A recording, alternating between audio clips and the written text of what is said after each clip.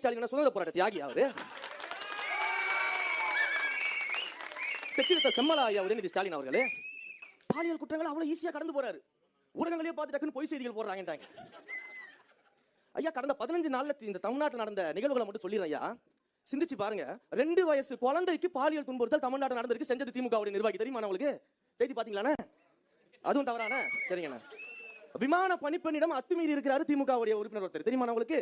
தவறான செய்தி. நாங்குநேரி, சிவகங்கை, மானாமதுரையில போற போகிற டீ கடையில் நிக்கிறவங்களாம் வெட்டி கொண்டு போயிடலாம் போதையில. அண்ணனுக்கு தவறான செய்தி.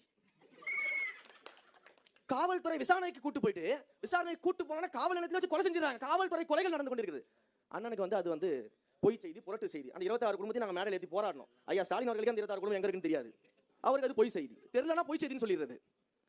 கிருஷ்ணகிரியில 70 வயது தாத்தாவை கொன்னுட்டு அவருடைய மனைவி 60 வயது பாட்டிக்கு பாலியல் துன்புறுத்தல் நடந்திருக்குது. தெரியுமா உங்களுக்கு? இந்த 15 நாள் நடந்தது. ஐயாவுக்கு பொய் செய்தி. திமுகவுக்கு அது பொய் புரட்டு. அண்ணா பல்கலைக்கழக மாணவி விவகாரம் ஐயாவுக்கு பொய் செய்தி. அண்ணா தெரியும் ஞானசேகரன் யாருன்னு நமக்கு தெரியாது. அப்படி ஒரு மனிதரே கிடையாதுன்னு தமிழ்நாட்டில். தெய்வ செயல்னு ஒருத்தர் இருக்காரு. பேரை பாத்தீங்களா? சூப்பர். தெய்வ செயல்னு பேரை வச்சுக்கிட்டு திமுகவில் இருக்கிற பெண்கள் எல்லாம் பாலியல் துன்புறுத்தல் செஞ்சுக்கிட்டு இருக்காரு. ஐயாவுக்கு அது பொய் செய்தி. அப்படி ஒரு தெய்வ செயல் பேர் வச்சு ஒரு செயலை யாராவது செய்வாங்களான்னு கேட்பாரு. தூத்துக்குடி விளாதி குளத்துல 12ஆம் வகுப்பு மாணவி 17 வயசு பொண்ணு உடல் உபாதையை கழிக்க காட்டுக்குள்ள போனா அந்த பொண்ணை காணும். அவங்க பெற்றவங்க போய் போலீஸ் ஸ்டேஷன்ல கம்ப்ளைண்ட் எடுக்க மாட்டேங்கிறாங்க. எங்க லிமிட்ல வராது. 17 வயசுக்குள்ள இருக்க பொண்ணை நாங்க லிமிட்ல எடுக்க முடியாது. இதுல உங்க பொண்ணு யாரு கூடயாவது ஓடி போயிருந்தாலும் போயிருக்குன்னு சொல்லி மனவேதனை அடைஞ்ச அந்த தாய்மாரையும் பெற்றோரையும் வீட்டுக்கு அனுப்பியிருக்காங்க. அந்த தாய்மார் கதறிக்கிட்டு இருக்காங்க.